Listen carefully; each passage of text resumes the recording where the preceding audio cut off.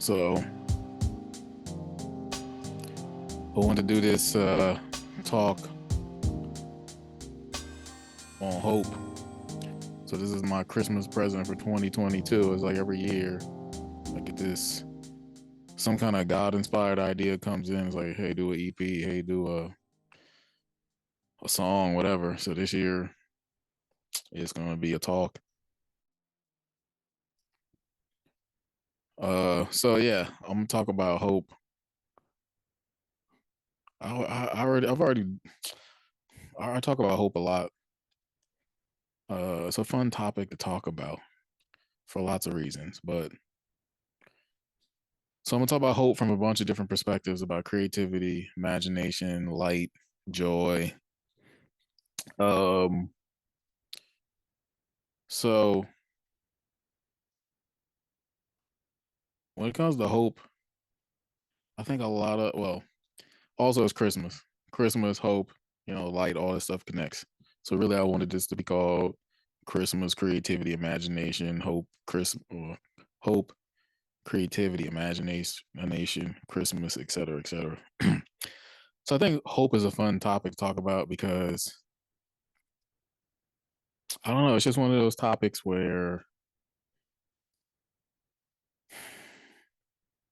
I don't know, it's just a fun topic to talk about.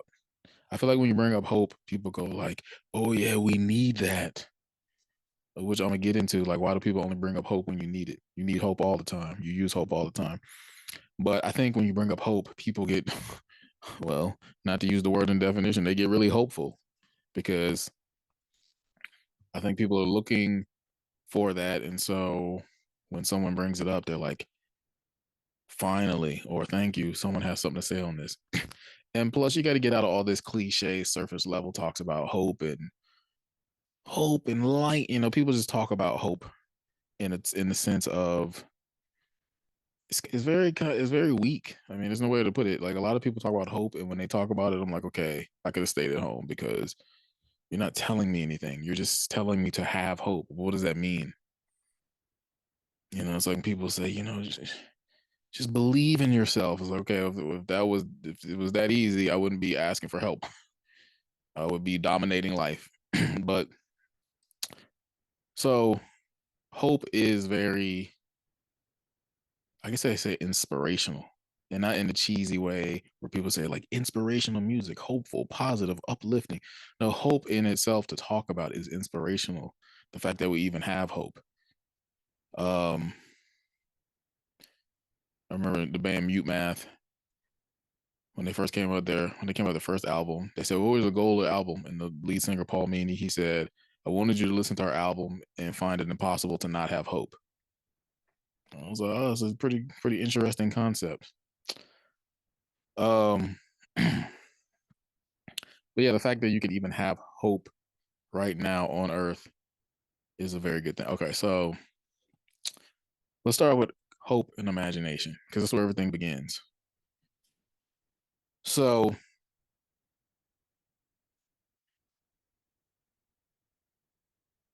I'll just start with this story. There was this guy I met years ago, and he had a lot of problems. He had depression. Both his parents had died, like one year after another, or a couple of years after another. They both had cancer. He was 40 years old. He used to live below me in an apartment. And this guy lived with a roommate who treated him like garbage. So he already had depression. He never wanted to leave the house. He just couldn't move. And but speaking of move, I said, hey, you need to move out of this apartment because if you have depression and your roommate is causing you stress, it's obviously not going to be good for your depression. But he was more afraid of being alone than he was afraid of dealing with his roommate. So he didn't leave. But in the process, I said, hey, ask our friend if he has any kind of insights onto leads because we were at this Bible study. So I was like, just got 30 people there or whoever. They got to have a cousin, a brother, a coworker, somebody who needs a roommate or a sublet or something. So it's got to be someplace you can find. So now when I asked him, I said, hey, did you talk to our friend? And he said, yeah, he didn't have any ideas. And that was the first time that that phrase had caught me in my entire life. I didn't have any idea, or I have no idea. And we say that all the time, like, I have no idea. Like, what are you gonna do? Okay, I have no idea, man. But listen to that. I have no idea, or plural. I have no ideas. So when a person runs out of creative thoughts, aka ideas, that's when they lose hope, because in his mind, he's like, hey, I talked to our friend. He didn't have any idea or ideas. And so in his mind, he was back at square one. Whereas in my mind, I was like, oh man, you could go to the city hall, check with the housing authority. You could put classifieds in this paper. You could put put classified ad in this paper. You could post on the bulletin boards at UVA. I'm just running through a list in my mind of things that you could do before you run out to have to start over. But no imagination leaves it so where you can't create ideas. And if you can't create ideas, then you have no hope, because you're always going to go back to square one. We tried idea number one. Now idea number one didn't work, so we're back to not knowing what to do. So that was the first time I really made the connection. I was like, wow, imagination leads to hope. Imagination allows you to generate more possibilities of things that you can do before you have to start over. And I always talk about this. Because if you think about your mind, your logic is like two tubes or two chutes. You could like put a, I don't know, it's like I always think about those little mechanical pencils you used to have. And there was this one where you had a bunch of different colors and you put a thing in the back and then it pushes the rest of the things along as another color. You could pull it from the bottom. So just some kind of tube, or torpedo tube. I didn't want to use torpedo tube, but basically some kind of chute, mail chute, laundry, something. You got tubes that you put things in. Your logic can only handle a couple things at a time. That's what it does. Is this or that, this then that. It puts things in order. That's what logic does. But your imagination simultaneously parallel processes things.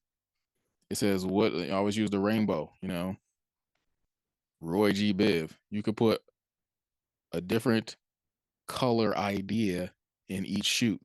Like, oh, what if we try this and then this and then this and then this and then this? Roy G. Biv. Then rearrange the Roy G. Biv. What if we try then this and then this and then this and then this and then this and this?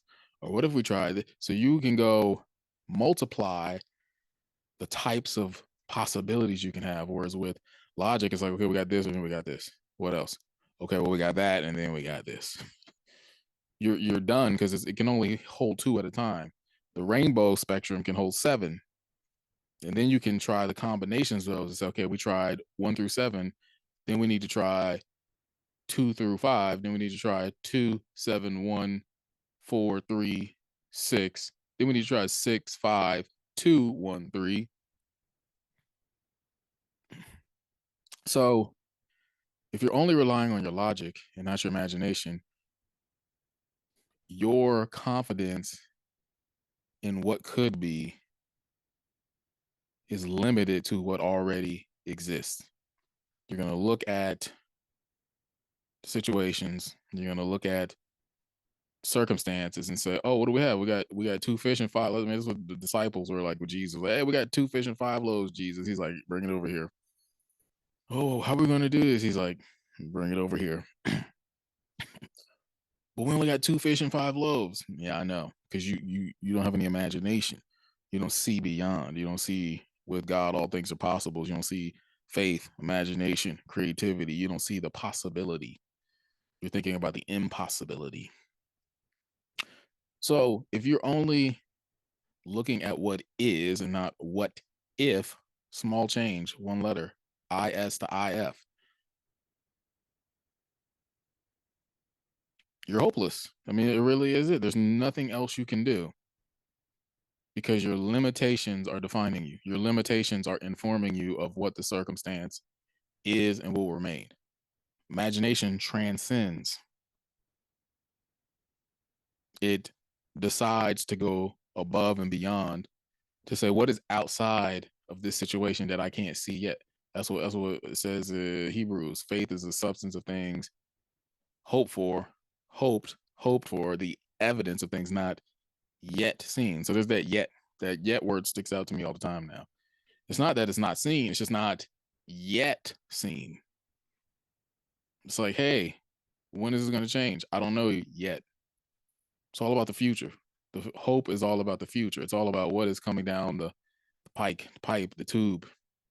You got to have a lot of tubes, like there's a lot of tubes open so that when the things are coming, you're like, oh, we can receive all of these. Oh, that could come. And that's another thing. I mean, if you limit yourself to two ways of thinking, then when there are other available options, you will only be able to receive those two. It's like if someone came over to you and they said, hey, I'm gonna fill up, I got this water hose, I'm gonna fill up all your buckets. You're like, well, I got two buckets. It's like, all right, well, that's the max you're gonna be able to contain your capacity. But someone who has like, I got a tub, I got 7 buckets, I got a bin, I got another like, so all right, fill them all up. The more capacity you have, the more you can receive. So it's not that hope and ideas aren't there, it's that perhaps your capacity, your ability to receive them are not open. Because I think the God ideas are hovering over everybody. It's just like, hey, they're up there. They're raining down, but do you have your bucket, your ladle? That's what this guy Joseph Prince said one time. He's like, hey, blessings are flowing, but if you don't have your bucket, your ladle, or whatever, if you're not receiving them, it's like, what? I mean, what do you? There's nothing else you can say other than you have to open up your capacity. So your imagination is your capacity to think about the unseen, the impossible, the invisible, the not yet.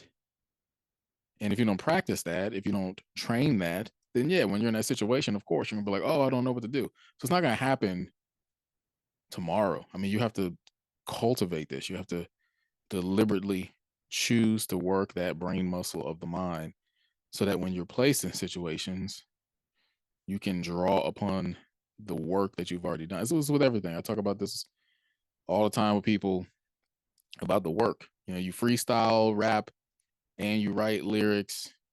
So when it's time to get on stage and freestyle on the spot, it's like, oh, I've kind of practiced this already. I'm not getting on stage for the first time. No, I've done this for 20 something years. So when somebody said, hey, can you go off the head, off the dome? It's like, yeah, I could do that. It's because I've practiced behind the scenes. So you got to practice imagination. It's not, yeah, that's the problem. People have told students, children, young people when they get started, it's that imagination stuff. Get that out of here. Like, cut that. It's like, well, if you're a child and your childlike imagination got cut off at a certain age, it didn't grow up to adult level faith. Your childlike imagination should grow up into adult level faith, but you have to practice it. Just like me expecting to be fit and work out and have a body without working out, having a healthy body without working out. No, you have to keep that regimen going. It's a regimen. It's a routine. It's a repetition. That part of your brain has to be disciplined and developed. And it's difficult because your imagination is something that you can't physically see, right? If I held out my hands, I can't see my imagination. So people have a hard time understanding that this is something you must do, practice. And so I think people either just expect it to happen or they don't really take it serious. It's like, well, how do I do that? Like, how do I train my imagination? It's like Ken Robinson said, you don't have to really be trained into it. You were trained out of it. You don't grow into it. You grew out of it. You were told you're not gonna be an artist. Don't practice art. You're not gonna be a musician. Don't do music. He said that. And he quoted Picasso said, "The every child is born an artist. The trick is to remain one as you grow up to an adult."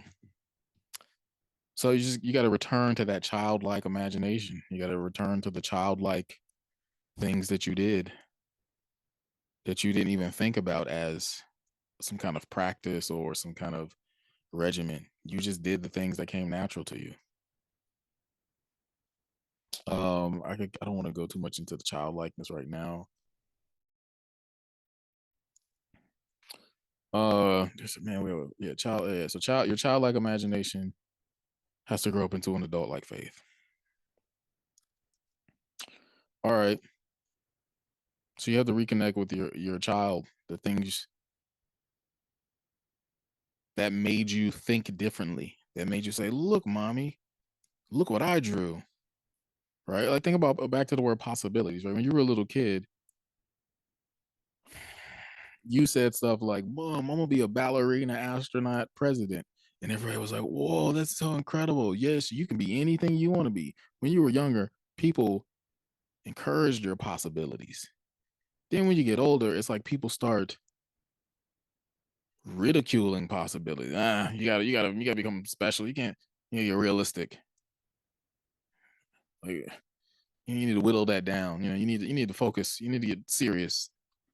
It's like first they tell you you can be anything, and then they're like, yeah, you gotta work retail. Nothing wrong with people working retail. It's just that that's what people that you go from having these dreams, and then people's like, you just need to get a retail job because that's reality. And it's like, well, why'd you tell me I could be an astronaut, princess, ballerina, president? Man, we want to. You were a little kid. We want to crush your heart. We had to let you dream. Then we crushed your heart. Well, no, that's what people think. It's like, that's cute, but you need to go get that retail job because that's being responsible. That's being adulting. And look where adulting has gotten people bored out of their mind, unhappy,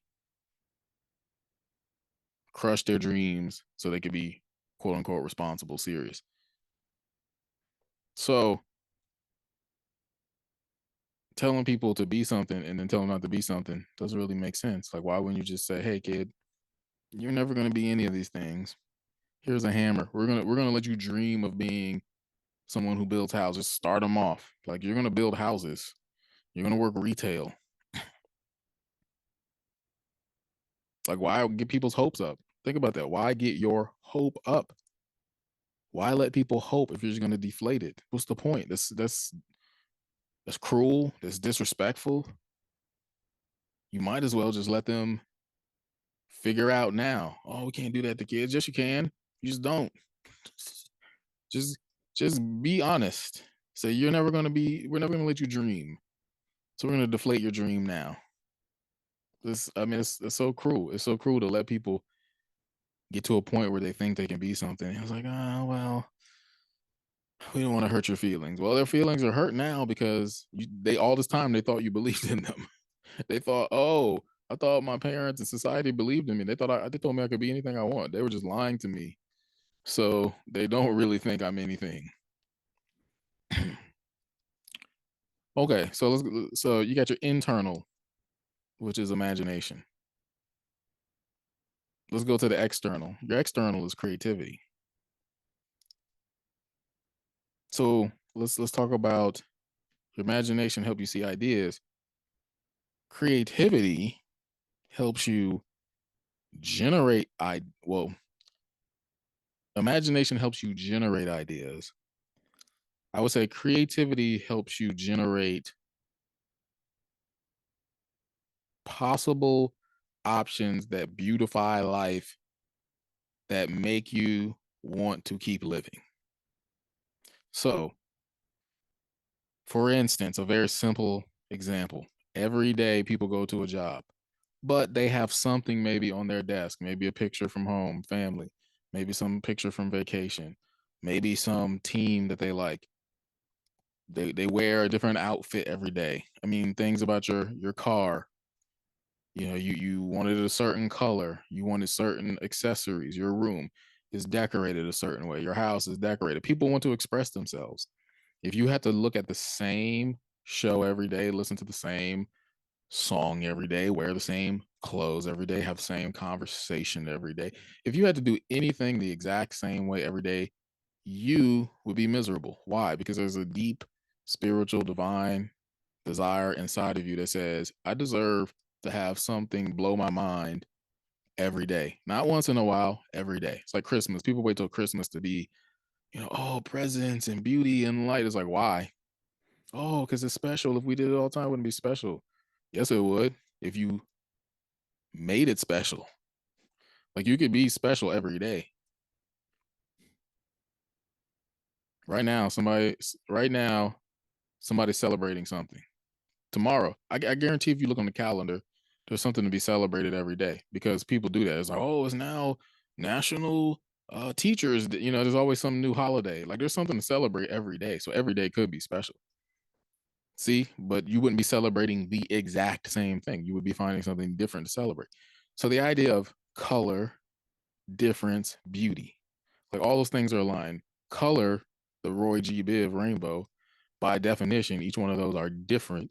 And that's one thing that makes them beautiful, right? If it was black or white, literally black, white color, but also like black and white logic, monotone, you would say, okay, I'm tired of this. I'm tired of looking at this blank canvas. I'm tired of looking at this blank. Color makes you want to continue to further looking at something. When you see a painting, your eye says, I want to see more. I want to see more. I want to see more. When you see pictures of the universe, this new telescope images they got, you're like, oh wow, that's incredible. Let's look deeper. Wow, give me more. Let me see more angles. Color draws you in to want to see it more. And then even when you see more, you want to see more. So it's infinite. Beauty draws you into the infinite. It expands your mind. It makes you say, I want to see this thing and I want it to show me that it's going to keep continually satisfying me. It's going to keep continuing to hit that spot. It's going to keep continuing to wow me in a way that's not disappointing. That's the thing about beauty. Beauty doesn't disappoint. You know what disappoints? Monotony, misery, drudgery, mundane, predictability. When you know something is going to be a certain way, depending on what it is, yeah, there's a certain sense of predictability brings comfort, safety, a sense of, oh, okay, I don't have to worry about that. Like there's certain things you should be predictable, like the foundation on your house, predictable, right? The fact that I know the sun is going to rise tomorrow, I can just don't have to think about it. Certain aspects of life, yes, should be quote unquote predictable or repeatable because there's something to that repetition. But again, like I said, if you had to do the exact same thing tomorrow that you did yesterday and the day before, you would start to lose your mind because something in you says, I already did that. I already completed that. And since I already experienced that, why would I recreate that or why would I re-experience that? It's done. It's finished. I want to now layer my experience. I want to now multiply my experience. I want my experience to now be deepened, right? You either want to go deeper or you want to add a layer or you want to grow. All these things in life, we either want to go down deeper, we want to go further forward, we want to go expand outward. Nobody wants to do the same thing over and over. So when you see beauty, particularly colors, the colors give you that opportunity because you say, oh, it's red. Oh, that's orange. Oh, that's yellow. Oh, okay. Now I'm to the other color. Now I'm to the other color. And by the time you finish looking at the colors, it's like, but come back to the red. And you're like, oh, I didn't see that the first time around. Oh, I didn't see how the red and the purple were playing off of one another. Oh, I didn't see how the red, the purple, and the complexity, the overlay, the possibilities that exist between the color combinations is what makes your mind say, wow, this could keep going. And not just keep going, but it will get better. I had a TA when I was in college. When we would draw something, he would say, you want to keep the viewer's eye moving around the page. Like you don't want them to ever stop on something and just be like, okay, no, he's like, there's always got to be something that makes you see something and then oh, I want to look at this. And then it makes you bounce off of it. So it's like that with art. It's like that with music. It's like that with a play. You never, or a movie, like there's always the thing that keeps something moving forward, progressing. Even if they bring back a theme or a motif, it unfolds in a new way. Or when you watch comedians, they do this thing called callbacks, or they'll throw out a line, and then later in the whole set, they'll bring back that line that connects, and you're like, oh, I wasn't. But they're not just saying the same joke over and over and over and over and over. You'd be like, okay, why'd I pay to see this? because monotony, as I always say, monotony, if you spell it, is monotony. Monotony. When something is monotonous, it's like, okay, it's the same thing over and over. I always talk about, like, if I were just to go,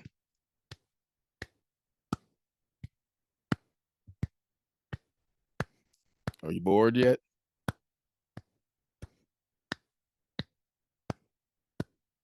How long could you listen to that? You wouldn't. You would turn this off. You'd be like, okay, I'm done. My brain got it. Clap, clap, clap, clap. So when people make music and you hear it, there's all kinds of things popping in, popping out, changing, whether it's chord change, rhythm change, lyric change, melody keeps unfolding, keeps getting more complex. So when you go watch, I always bring up this example. Like if you were to go watch a band and they had a drummer, a bass, a guitar, lead guitar, and a vocalist, you watch that band. Take away everything except for the drums. Would you sit there and listen to the drummer play for an hour? No, because the drums, the percussion is the structure of the song. It's like the skeleton of the band, and then everything else is the muscles and the organs, the the things that are moving, right? Your bones obviously move, but the structure holds everything together. And it's because structure has to be sort of repetitious, like, hey, I'm keeping you on beat, I'm keeping everything locked in. It can't change too much without making you feel like, whoa, this is off beat. So that's why when the pianist comes in and the violinist and the guitarist, you're like, oh, okay, melodies.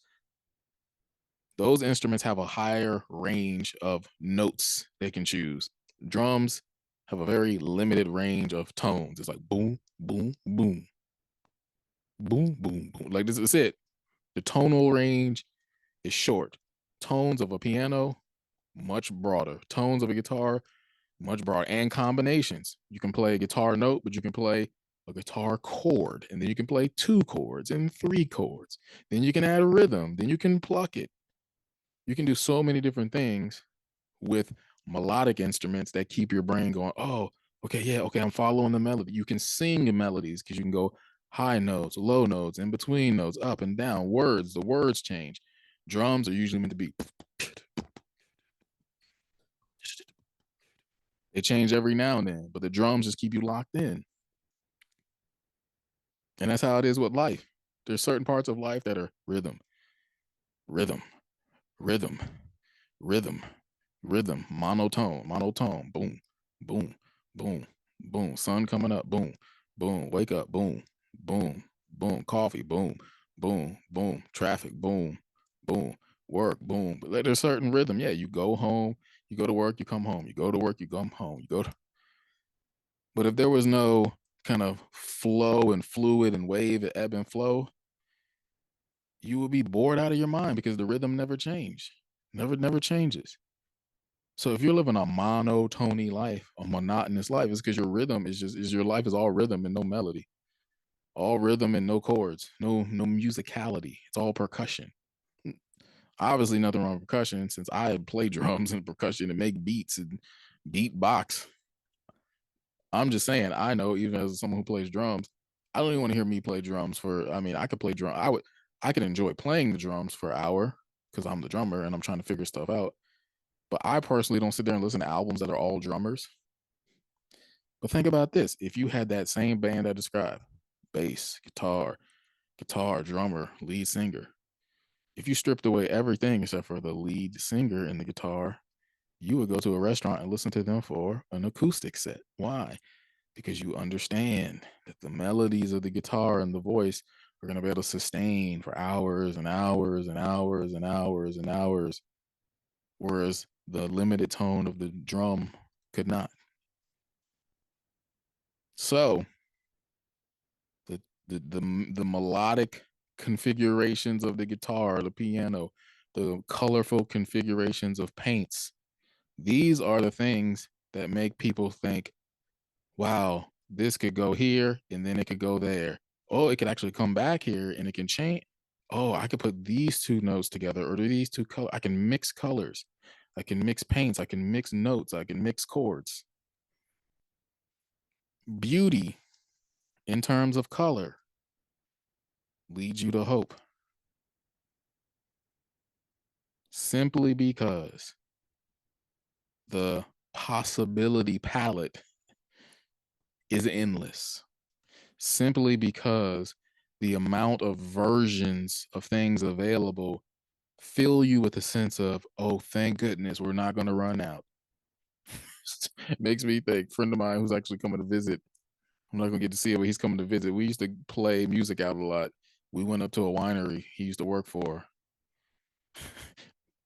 and he brought his guitar. I brought this djembe drum, and as soon as we loaded our instruments in, we wouldn't even get paid for this. But so he said, "Oh, he's like my manager. She saw the djembe, and she was like, oh, he has a drum." Like people are so afraid of drums. There's a lot in there, which I'm not gonna get into now. But people are so afraid of percussion. Like, oh, percussion. Oh, it's gonna be loud and it's rhythmic and tribal and people are gonna be overpowered. And so if you saw somebody setting up drums, you're like, what's about to happen here, right? Everybody's so afraid of the drums. Partially, it's not the main reason, but because what I just said, this guy, he's gonna play, or this girl, she's gonna play. And okay, what's it been? Okay, that's great. 5 minutes of drum solo, cool.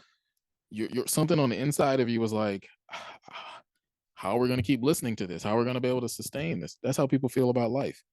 That's why that's why when you go to work and you're like, oh, okay, been doing the same thing for all day long and for 10 years of my life, how long can I sustain? You can't, because there's no hope. Your life itself has no beauty in it. Your life itself as a song is looking for, where's my guitar player? where's where's my vocalist? I need some change. A key change, a chord change, a job change, a relationship change, a mind change.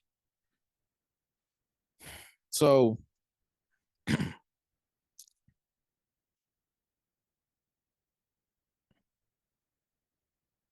beauty as color leads to hope, because something on the inside of you says, I deserve to see a new version of something than I saw the last time. Because while that was great, that moment is now past. So much I want to say with that. I'll try to bring it back. But I was thinking about this, right? I always make this, like growing up, and not just growing up, even now. I see my mom's closet. It's like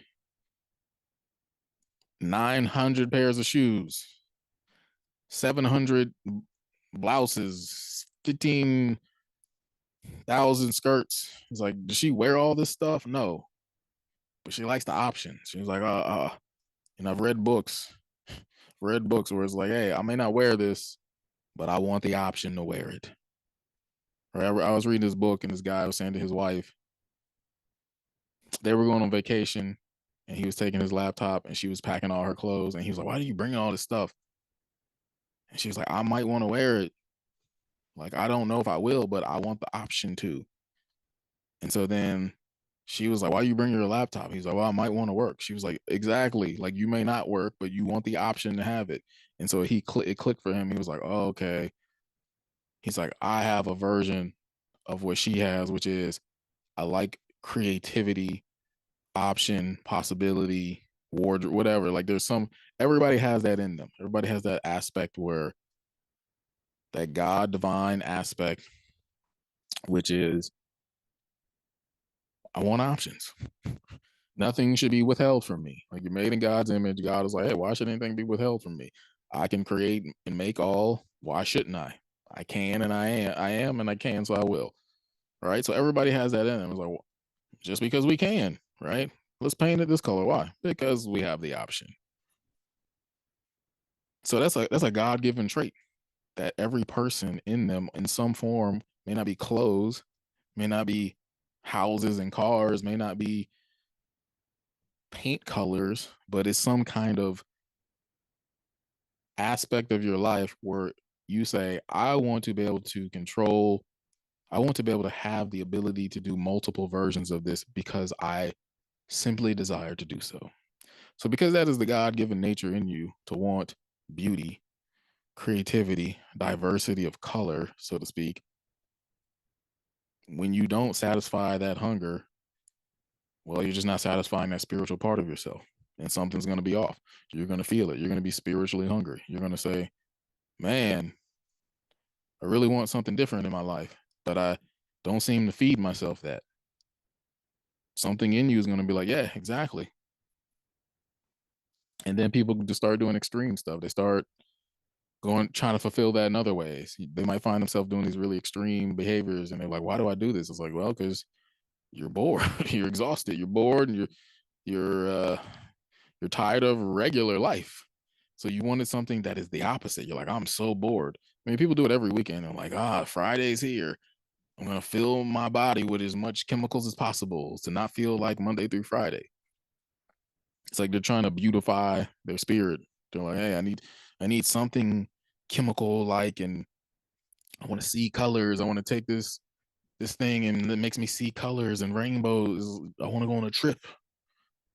So yeah, because Monday through Friday, you've deprived yourself of any kind of beauty.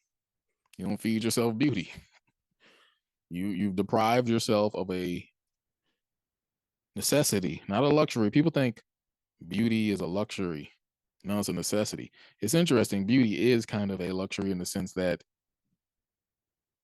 if you don't have something as beautiful, are you gonna die? Like if you eat food that doesn't also look presentable.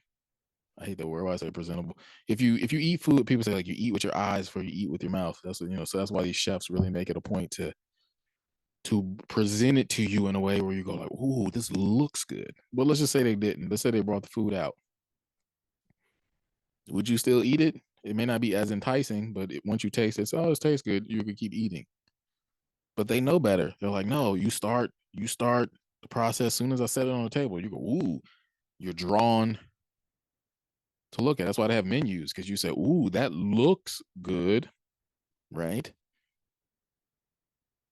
Look at that. You're looking with your eyes. Your eyes are seeking for beauty. So it's in you. And to act like it's not is just living in denial. So if you deny yourself beauty, you just deny yourself spiritual nourishment. So you should eat something beautiful every day. You should consume something of beauty every day. You should find something that nourishes you every day. It doesn't have to be a picture. It doesn't have to be music. I mean, it could be a moment. It could be watching, you know, a moment between friends. You're like, oh yeah, that was beautiful. Right. For some people, it is, sports. They see something, oh, that was beautiful. But it's got to be beyond just it's got to be beyond just watching beauty or watching sports because there's a lot of people who do that. They're still not nourished because, well, they're not truly spiritually still enriching themselves. There's other things you got to do too. But at least you could start with, what am I not doing to beautify the inside of myself? I think I was gonna say, like, yeah, somebody presents food to you, you're not gonna die if it's not aesthetically pleasing. You're not gonna be like, oh, this doesn't look good, so I can't eat it. You're not your body's still going to take the nourishment, right? So I think that's why people see beauty as a sort of luxury. They're like, oh, it doesn't have to look good, it just has to work, right? And that's where we get into school, work. I mean, look at schools. School buildings look so ugly. They really do. You should read this article. What's his architect? Daniel Liebskin. I think he redesigned World Trade Center 1, the new the one they put up. And when did they build that? Think he was the architect on that. We learned about Daniel Liebskin in school, but he said something about architecture is emotional, and I can't remember exactly the article, but basically, I mean, if you think about architecture, it should be inviting, right? That's why certain people go to certain places because it's inviting. It makes you want to come. You're like, oh, look at that building. I want to go in there. So we talked about this in architecture school. A lot of people was talking about form follows function. It's like, well, I mean, if you look at, and we talked about this too, like a lot of buildings are just like boxes, like big block boxes, Walmart. It's like, just where's the beauty, right? Where's the beauty in the design and the aesthetic? So if a building isn't inviting, like why would I want to come in there and learn? Oh, it doesn't matter. You don't have to. You don't need. We don't need it to look good. Okay. Well, if I sent you on a vacation honeymoon with your wife, here's some. Here's a motel. Oh, this doesn't look very nice. Whatever. It has a bed, right? You're gonna sleep there. Go enjoy the beach. No, people want to go to a place that is inviting.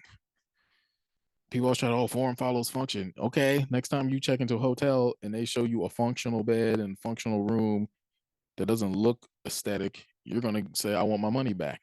So people always try to act like they don't want beauty, right? Oh, we don't need. No, you want it. You need it. So it's not just a luxury. It's not just something you can engage when you feel like. Is it true that, yeah, physically you don't consume it, you're not gonna physically die right away, but you're dying in other ways, right? Even people say, "Oh, I'm just dying to get out of here." Yeah, you're dying. That's why you're trying to get out of there. That's why you're trying to get out of school, trying to get out of work, because there's no beauty. I mean, there's no aesthetic of the building. The classrooms are dull, as I always say, adult. Adults have become adults. Everything's dull. Cinder block, brick, boxes, fluorescent light, like everything is just boring. It's not, you don't feel like it's a cool place to be. You get used to it. You're like, "Oh, okay, I kind of like it." So your soul, your spirit is being dulled every day. You're like, why did I come to this place? Right? Because there's nothing beautiful about the architecture or the design of it. But it's not just that. There's no beauty in how people do things. There's no aesthetic or mystery or magic. There's no layer of wonder that is applied to how people teach, right? People just come in, okay. I mean, I see it every day. It annoys me. Well, I don't see it every day now that I'm not in this. But even before I started working in a public school, I just remember whenever I go somewhere and people pull up a PowerPoint, I just notice how people just kind of instantly sink into this mediocre, like, okay, so hey, welcome guys. So my name is Bernard. Yeah, and so today I'm going to be talking to you about you know, the data we have here, and it's already the cover page is just their name and what they're talking about, and it's almost like they're saying like, hey guys, we know I'm boring, you know I'm boring, but we're boring, but we got to. Every time I see people speak, I'm like, what are you doing? Like, do you not want me to pay attention? Like, was it your goal to make me disengage? Because if so, congratulations. It just made me think of that Mitch Hedberg joke. He was like, every time somebody hands you a flyer, it's like them saying, "Here, you throw this away." I just thought my own version is like every time you do a PowerPoint, it's like you telling me, "Yes, I am boring.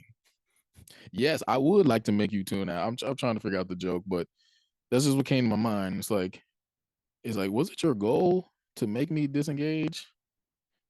Like, is that what you presented to do? It's like somebody every time somebody does a PowerPoint, it's like them saying, "No, I'll help you fall asleep." I had to figure out the joke, but yeah, that's that. Like, and people try. They try to do little corny jokes. They try to pull a YouTube video up or try to make you laugh. And it's like, okay, guy, you just put a little cherry in the vegetables, and hoping we'd be like, "Ooh, that was a little, ooh." The rest of this was horrible, but as they called it where I went, they called it putting what did they say? Putting candy, yeah, candy on top of vegetables or something. A lot of these projects. But think about a magician. When a magician gets on stage, you're locked in. To watch this. Now watch this. Like you want to see what's going to happen next because they are pulling you in, they're drawing you in, they're creating anticipation, they're creating mystery, they're creating wonder. Literally, you're saying, I wonder what's going to happen next. Schools, presentations, work, people don't do that. It's just like, okay, here's the faction. Like, obviously, there's certain times where it's like, okay, you don't have time. Like if I'm in a meeting and they're trying to show me some safety stuff, no, I would argue even then you need to have beauty on some level because people got to remember. People remember beauty. People remember wonder, marvel, fun, creativity, curiosity. People remember magic. And so then they remember what's connected to it. They remember when you're a kid, you remember playful memory. Like, oh yeah, I remember when I you don't remember boredom. You do, but you remember to forget it. Like, oh yeah, I remember how boring. I'm not taking that class ever again. So there's got to be a level of beauty connected to everything,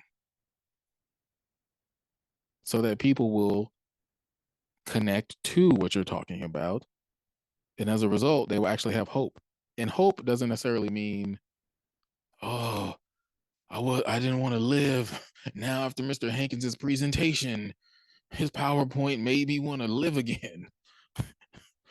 His presentation was like the Bible. It actually could be for some people though. They could be like, "Yo, I hated this class. I just want to," but man, I actually got a purpose now. But hope, and I'm gonna get into that too.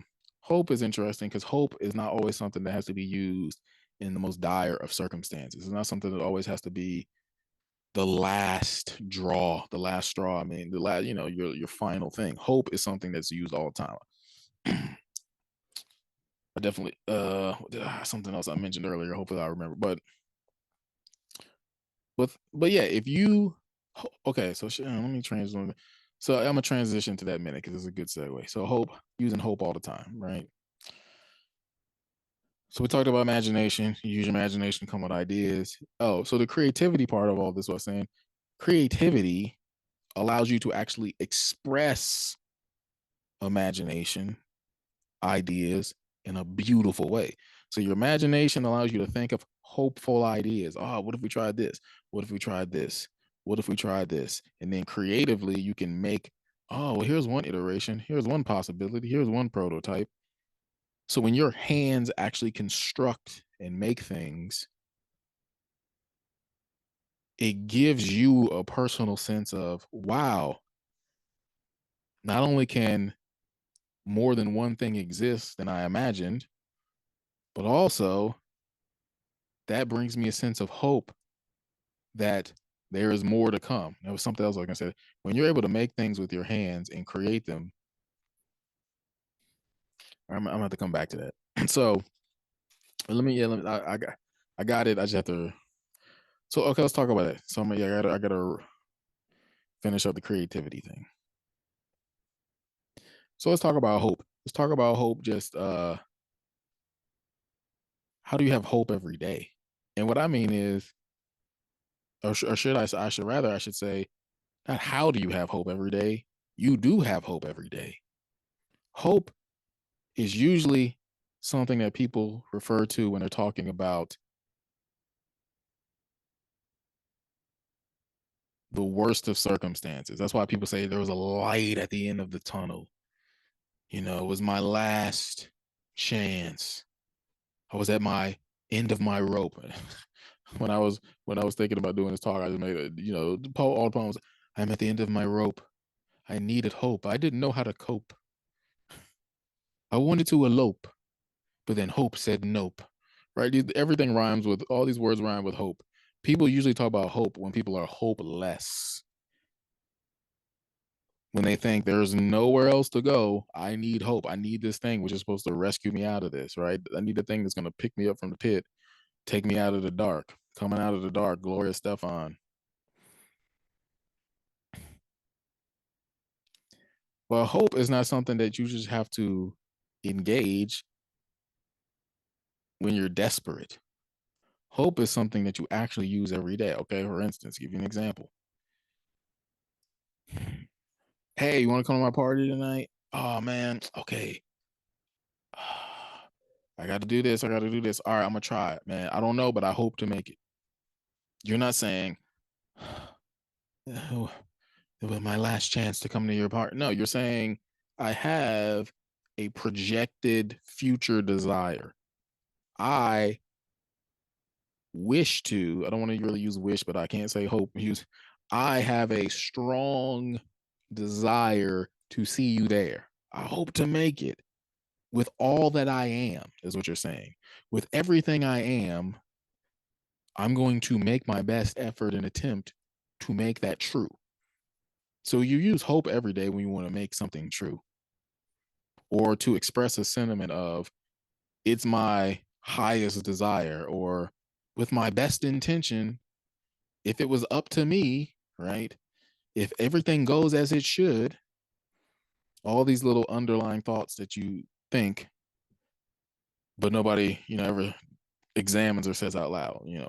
With my utmost desire and with my intention, there's an expectation that I will be there if I can make that happen.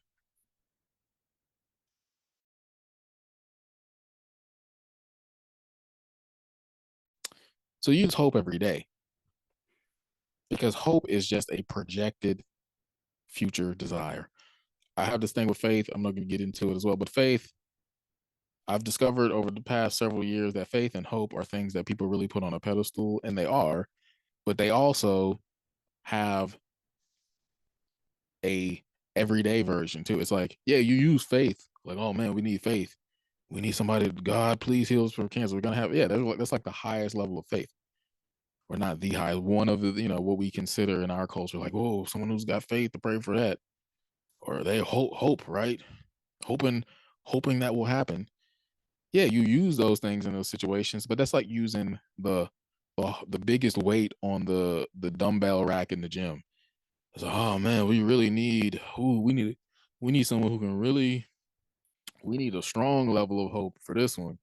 How do we get there? Go pick up that hope dumbbell and get to working. Go work that muscle out. But you still every day are picking up the 5 dumbbell of hope and faith. You're putting your confidence, your faith, or your expectation, your hope into everyday things. Yeah, I hope to make it home tonight. I have faith that I will see you when I get there. You're future projecting everything. I'm having a confident expectation that I will see you in a home. I have faith in you. I know you can do it. I've seen your ability. I know you can make it home because I know you can drive. But you're not praying, oh, dear God, please let Michael make it home tonight. I hope that he takes the left, not the right, because, well, I hope he takes the right and not the left, because you're not praying for people, hoping that they get there. You're not having faith that they make it because you assume that, okay, there's a natural, it's a act that is able to be accomplished easily. But you do it every day. Every single day you have hope. You have a little hope, a little hope, a little bit of hope, a little bit of hope, and you don't think about it because you're like, well, or I guess another way to think about it is it's like having, small denominations of money. You have like a dollar, you have like a nickel. You don't keep track of that. You're just like, yeah, I gave my son a nickel. He needed, some tax for a thing he was buying. I gave him a dollar. But you track the other stuff, like, oh, we spent $50,000 here. Oh, and then we spent 25. Like you keep track of that because it's the big stuff, the stuff that you want to remember, and the stuff that is significant to you, right? The stuff that changes your life in a big way, that alters. So the little hopes that you have don't really register in your mind because you didn't really expect them to add up to anything. You didn't think, oh, I didn't think all the times I hoped I got home would mean something. You're just like, I just expected them to happen. And I deposit a penny in my bank every day, and whatever, it's a penny. I'm not thinking about it. You're not consciously thinking of it, but nonetheless, hope is there. You are using hope. It's just a part of the universe. It's a part of being a human. It's a part of one of the faculties God has put in you: imagination, faith, hope, trust, love, compassion, is empathy.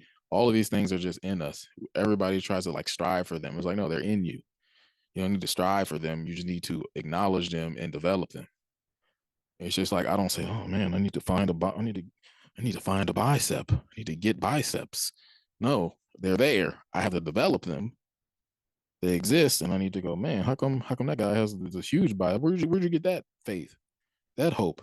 Oh, I've been working out in the faith and the hope gym. Oh man, I need to do that. So you always have hope. So when we're talking about hope, what people are really talking about is, I guess you could call it ultimate hope, or the highest hope, or the hope that is your last resort. Basically talking about God. Like, hey, I need that which is only that which can get me out of this. You're not saying, I hope God comes through. Hope to see, you're like, oh, please, please, faith, hope, love, trust, like all the words, whatever. I have faith in God. I hope, please, God, come through. Like when people have faith in that sense, hope, they're praying, I don't have the capacity to do this. I don't know where it's coming from. So somewhere outside of me, come do this. Come get this. Come change whatever you do, come do now. Because my hope is too weak, or my hope is insufficient. I have insufficient funds. So we're gonna talk about that. The funds of hope. This is good stuff. The funds, I like this part. um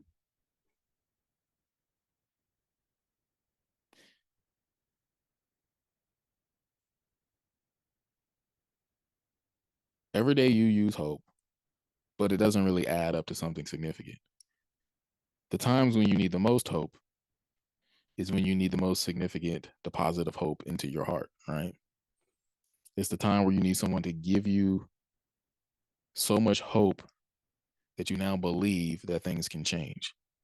That's what hope is. It's a belief that things will be different. As I was referring to beauty earlier, beauty brings hope because it gives you evidence that things can be different. If you had to look at the color red every day for a year, you would have hope. Like, please, on day 366, maybe there will be the color blue.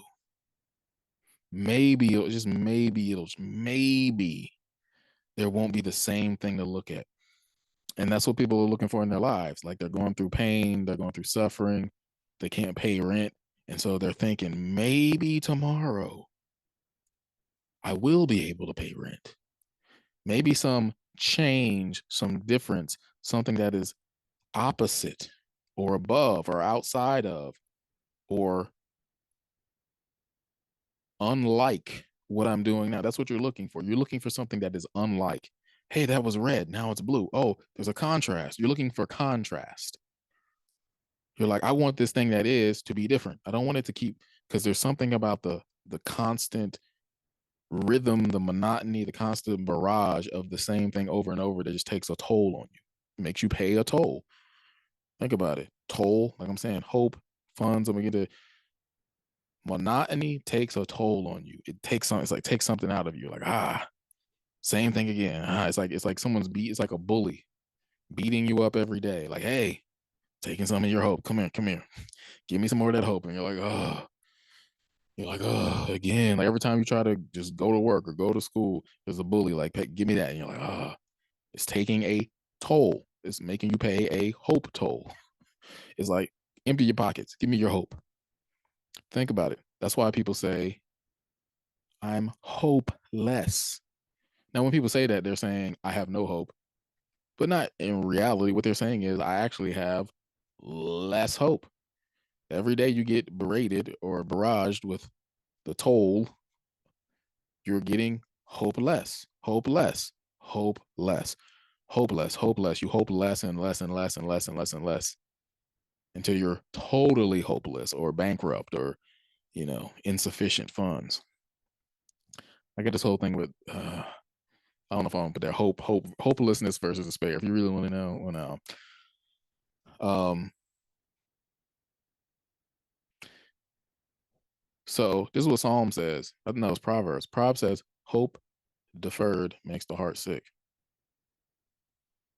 Deferred is what? It's like payments. When people say, hey, you can, all these commercials about to come up on about to come up New Year's. We want furniture, no money down, no interest payments till 2026. Everything was, you can defer your payments. You can have the furniture now, and when the bill comes, you can say, oh, this is not 2026. I will defer.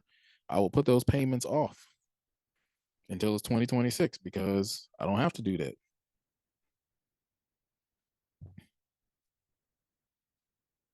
So defer means to keep putting off, to keep setting aside, to not deal with right now. So hope deferred makes the heart sick. So if hope You hope less and less. The toll of hope is paying. You don't have hope being deposited in you, and you keep deferring. I should go do something that makes me feel hopeful. I should go work on something beautiful, something that brings beauty and color, enrichment to my life. Enrichment makes me rich with hope. And I'll defer. I'll defer. Your heart is becoming sick. You're like, ugh, why can't I continue? Because your heart hasn't been deposited into. It doesn't have the funds.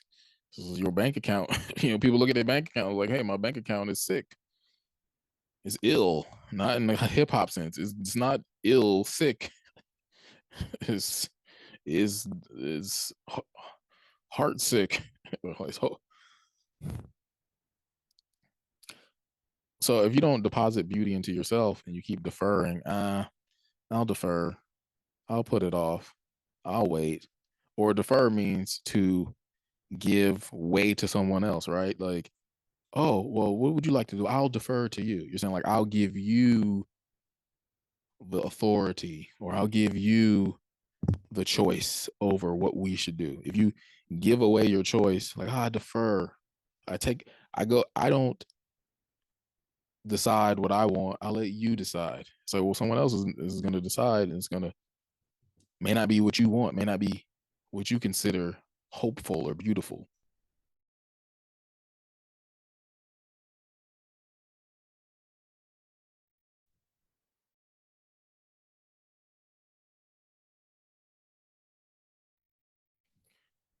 So, if you put off or put away or push away or give away to someone else, your heart's going to be sick because you deserve hope payments. You deserve to have someone put hope in your heart. And like, hey, why am I in deficit? Well, you're in deficit because you kept deferring. You were indifferent. I don't really need that. You didn't need something different. You're like, same color. I'll look at the same color. No, you need different. You can't be indifferent to things not being different. What does it really mean? What it really matter if we have beauty? I mean, do we really need it? I mean, form follows function. It may not be the prettiest, but it worked. That's what people say. People just in this mindset of we don't need beauty. It's not really important. It's secondary. It's like, okay. I mean, I guess if you want a heart sick nation, which you have, people are just walking around not knowing what to do. They're like, how come I don't know who I am? How come I don't know what I want to do? How come I'm upset? How come I'm depressed? It's like because your heart is sick. You have deferred hope. You have you didn't. It's not even like you spent it. It's not even like you were just like surplus. It wasn't even like you were just like, what is it, spendthrift or what's the word? It's not like you were just running rampant, spending irresponsibly. You just never deposit any hope in yourself. You just allow hope deposits to be deferred away from your heart. Langston Hughes poem. What happens to a dream deferred? There's that word again. Proverb says, hope deferred makes the heart sick. Langston Hughes said, dreams deferred. And that's what a lot of people do. They've deferred hope from their heart. They deferred dreams. Put them off. I'll get to that later. Shelve that. Pay for that later. What if you're not alive? What if you're too, what if you're unable to do it and too tired when you're retired? You can't defer payments.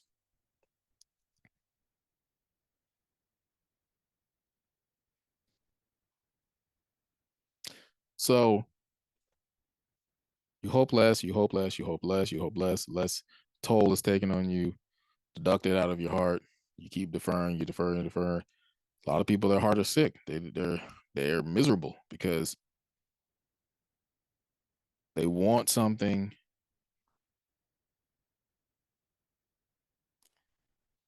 They want something, but they've put it they haven't put it on lay they haven't even put it on layaway. They want something. They want a dream, they want a desire, they want something in their heart, but they haven't paid. Yeah, they didn't put it on layaway. Hope should be on a layaway plan.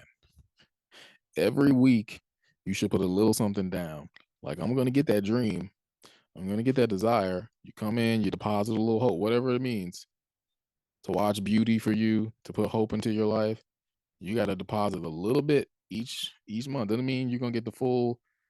I mean, that's the thing. A lot of people think like, oh, I can't do it. It's like you can put it on a layaway plan. Yeah, you can't afford that TV this week, but maybe at the end of the year, when you put a little bit away each week, you can get that come away with a TV.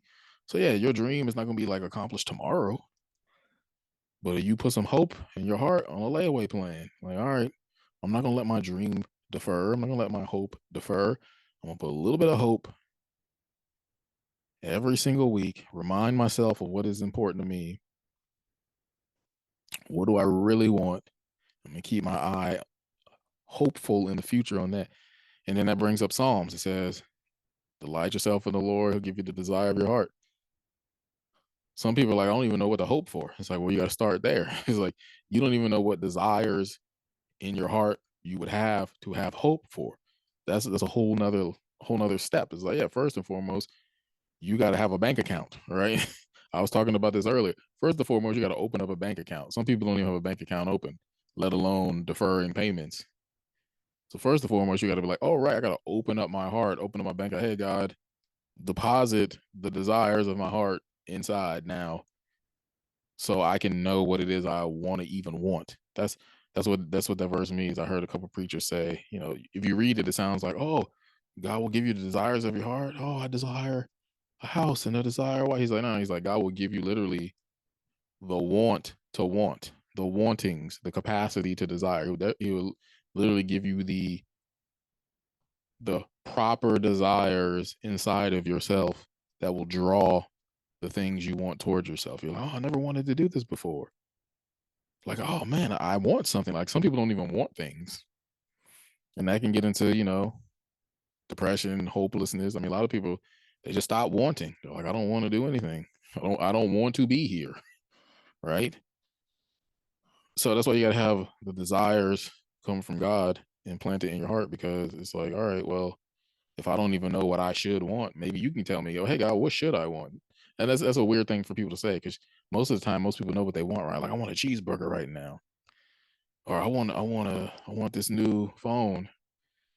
And so it's kind of hard to understand, like, how could a person need someone else to tell them what they want? It's because it's a different level. It's a spiritual want.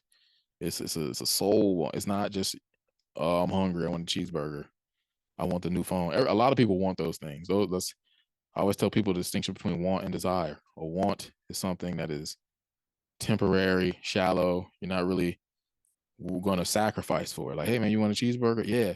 All right, we got to walk 10 blocks to get it. I don't want it that bad. It's not really a desire. That's a want. It's like, yeah, it was a nice thought, but I'm not really going to sacrifice or put in effort. Now, if I say, hey man, you want to get a cheeseburger? It's 10 blocks. No, I don't really want it. Oh, that's right. I saw your favorite NBA player down. What? Oh yeah, let's go.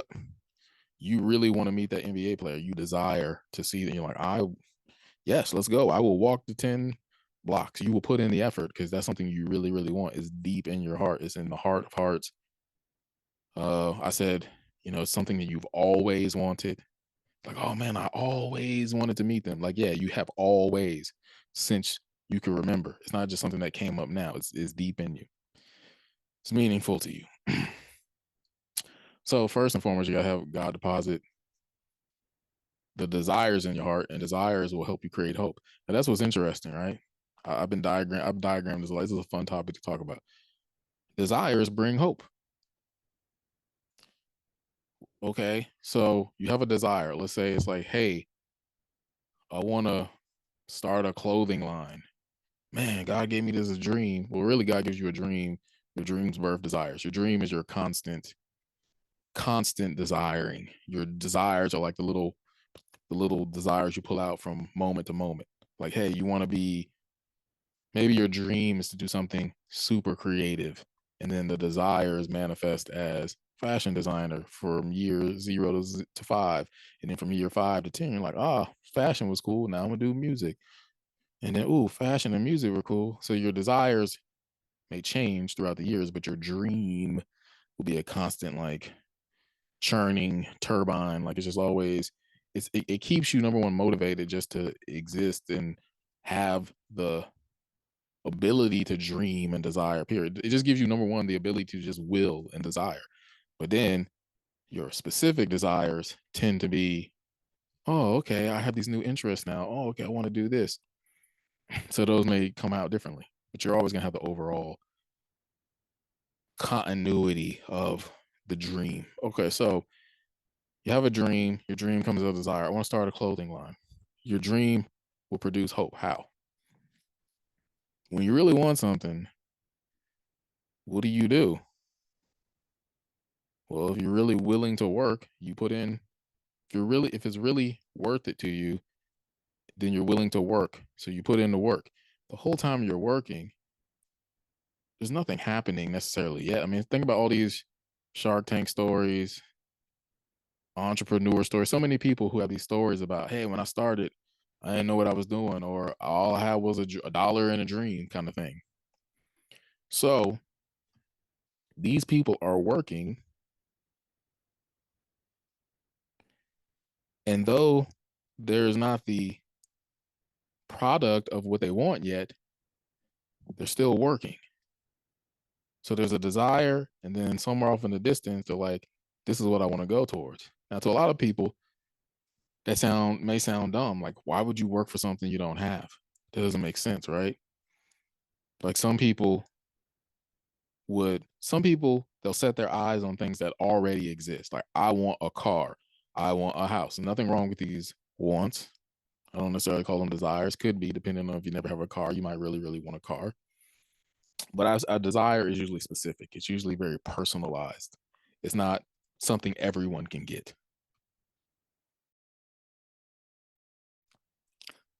So you have a desire, and then you have a something out in the future. Well,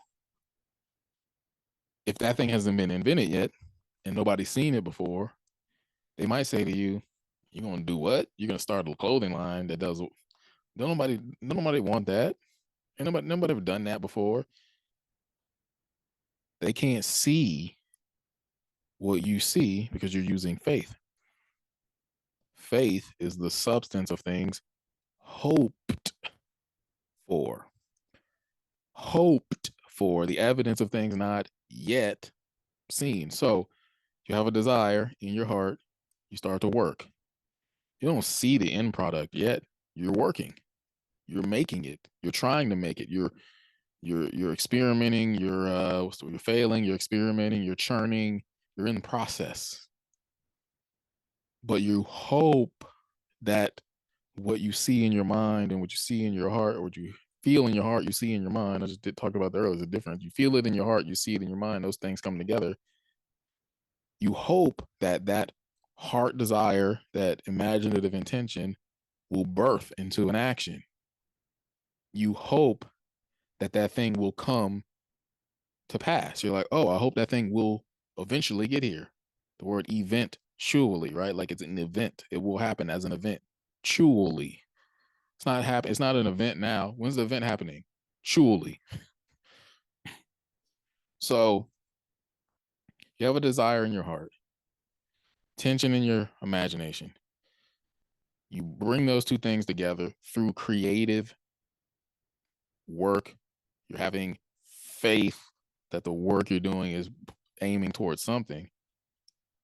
You're faithful, I should say. Yeah, so yeah, faith is in your heart, but your faith, you make work, you make action, you do actions, and in your mind, you're projecting a hope. You're like, oh yeah, this is what I mean, it's just what artists do. That's the whole connection I made years ago. I was like, oh, it's just imagination.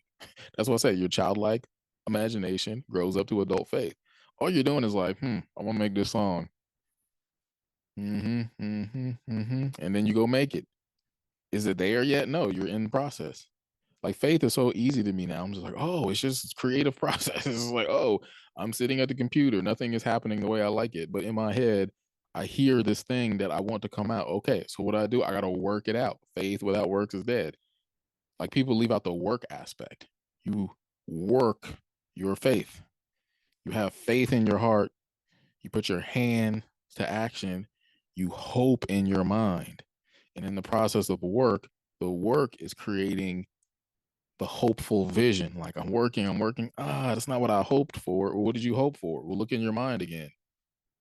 Oh, okay. So I gotta do all right. So you try, hope and work go hand in hand. Like you hope that this thing will turn out, but that's not just gonna turn out. Like you have to figure.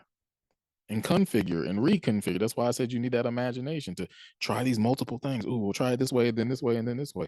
Okay, we'll try it then this way and this. Yeah, it's work.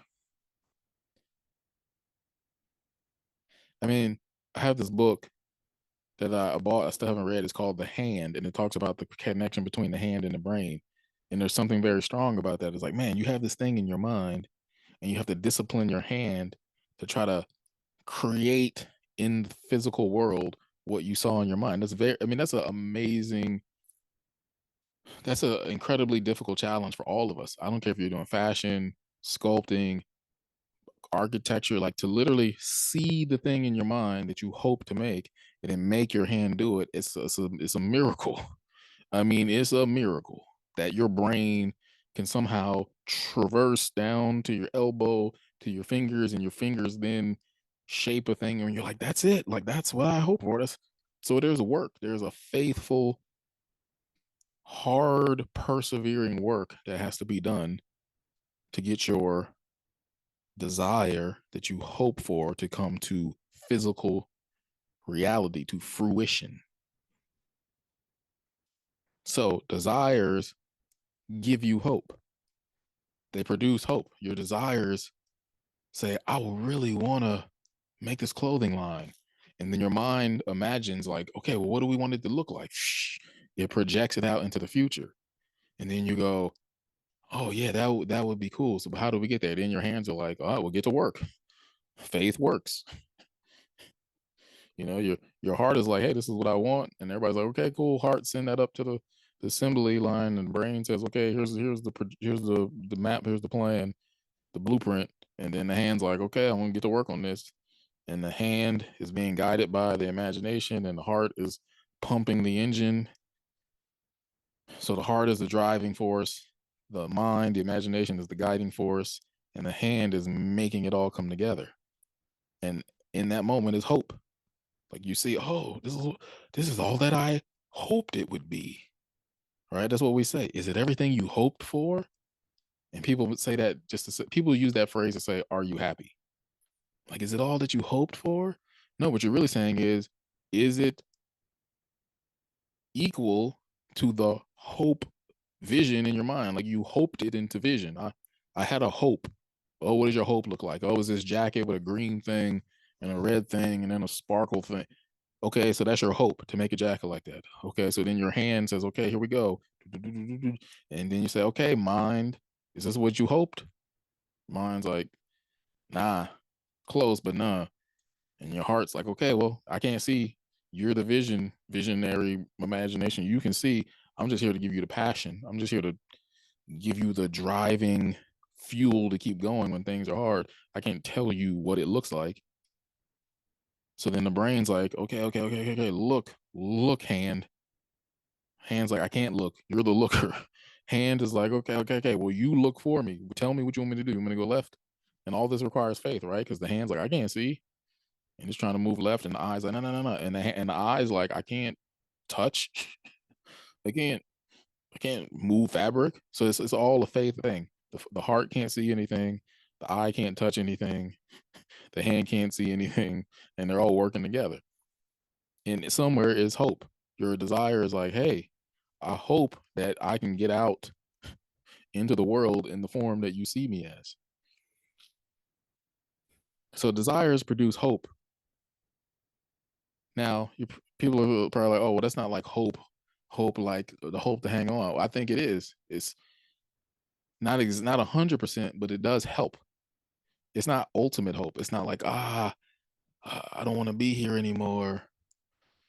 But now that I can make this jacket, I have hope. Because there's some people, it doesn't matter what you give them money, you give them a girlfriend, you give them a car. There's some people who say, yep, I went through the list of everything. Like I said earlier, you make a list. Some people like, I got a girlfriend, still not happy. Got married, still not happy. Got a job, not happy. Got popularity, not happy. You hear people say this all the time, how they said, I have everything, yet I have nothing. People say that all the time. I feel like I have everything, but I feel like I have nothing.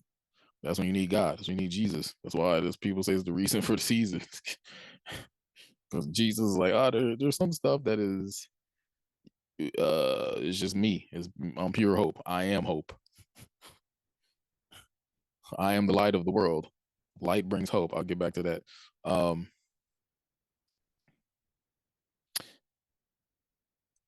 so, but I do think they can provide hope, right? There's some people who have no purpose whatsoever. They don't even want to be on Earth. That's because they feel like they're taking up space. They're like, oh, I'm just in the way. That's because no one has given them a way to do things or shown them a way to be, right? Like people feel like they're in the way because they don't have a way of their own. But people who have a way of doing things, like, oh, I know what I want. I want to make it this way, or I want to create it that way. They have a sense of purpose. They know where they want to go. They never feel like they're in a way. They feel like they're making a way. They're like, hey, I'm making stuff and people are going to be following me. I'm an example. I'm a pioneer. I'm an inspiration. Like when you're a person who makes a way or makes things, you make a way. You're like, I create. Well, number one, like I said back earlier, with just imagination possibilities. Your imagination can make a way out of no way. That's the whole nature of God. It's, oh, there's no way. Let there be light. Okay, there you go. No, there's nothing. Let there be light. Earth is formless and void. Now there's creation. I am the way. I will make a way. Make a way out of no way. But people who make things, not just that sense that you can make a way with your creative possibility, but also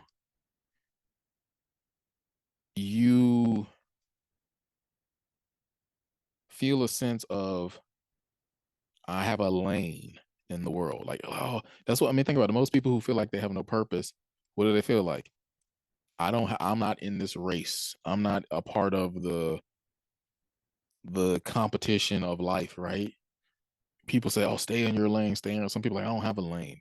I'm not even in the rate, right? So some people who have a purpose at least say, "Oh man, this is my lane. I'm doing creativity. Oh, this is my lane. I'm doing environmental work." Some people are like, "Oh, this is my lane. I'm doing educational work." When you know your lane, you have a sense of direction, path, focus. Like, oh, I'm going this direction. At least I know I'm going a direction. Some people are so disoriented they don't even know what direction they're facing. They're just like, I don't know where to go. But when you have a purpose, you at least have a compass. It's like God is like, hey, go this way. You're like, but I don't know where. He said, just go that direction. He told Abraham, go this direction. But where is it? Just go this direction.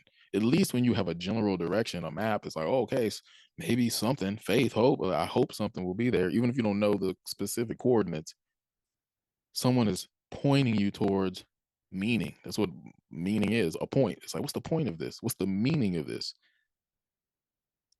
So, like, I think a lot of students who I worked with, they had no point. They're like, why am I here? What's my point? What's my end point? Right. So, yeah, no one's pointing you towards anything. No one's aiming your rocket trajectory to take off. They're just like, do this, do all of these. It's like, but what is this for? We don't know. Competency, state funding. That's what it's for. You go, I mean, if I brought you into work and say, hey, I'm gonna hire you here, put this together, what is it? I don't know, it's just stuff. If you live your life pointless, yeah, it's gonna be feel like that. It's gonna feel like there's no point. But if you could at least point someone in a direction and they say, oh, okay, I got a lane. Okay, cool. At least I'm running alongside other people. Okay. I may not be where I think I should be. You shouldn't be comparing yourself to them anyway. But at least when you saw yourself in the race of life, you'd be like, okay, maybe I should stay here. Maybe there is some hope. So I do think giving people purpose can provide a great deal of hope. Giving them the desires of the heart, giving them a talent, giving them opportunities, giving them a purpose in life. Saying, hey, you didn't do anything. You didn't know what you wanted. Now at least you know what you want.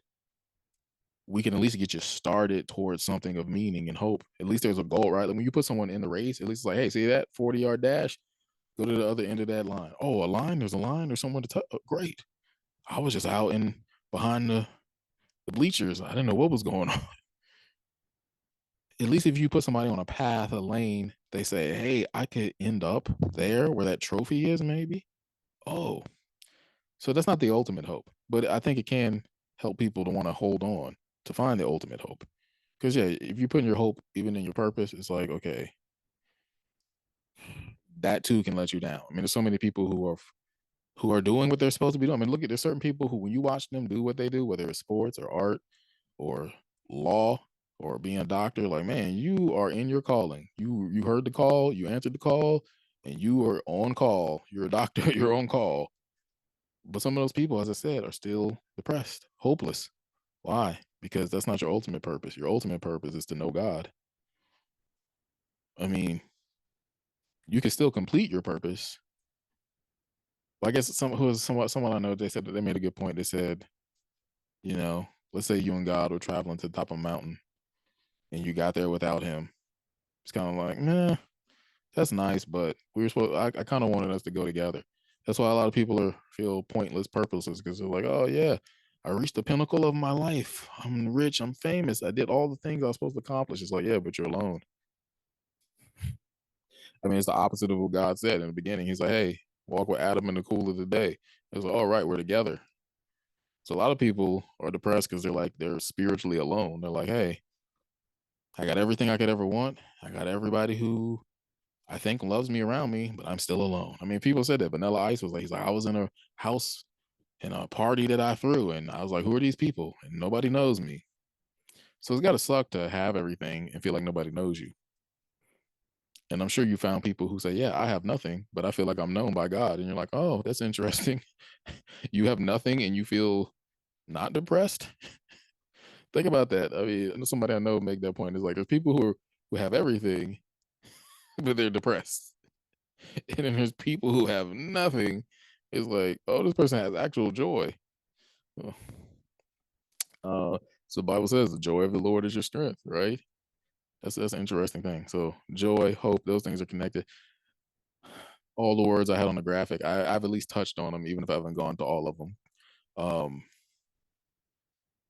but yeah, people are looking for purpose. Purpose can bring some hope.